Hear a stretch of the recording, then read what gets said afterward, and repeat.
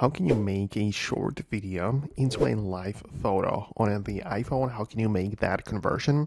So let me show you how it would work. If you're new here, first time on this channel, most definitely subscribe for more tips and videos like this one.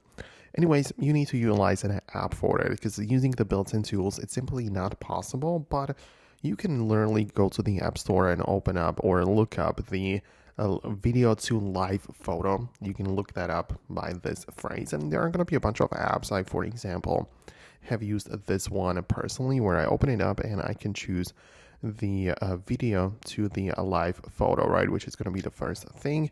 Then it's gonna guide me through the photos which I have inside of my gallery, right? So I definitely need to select a video for it. So I'm gonna pick a video like that.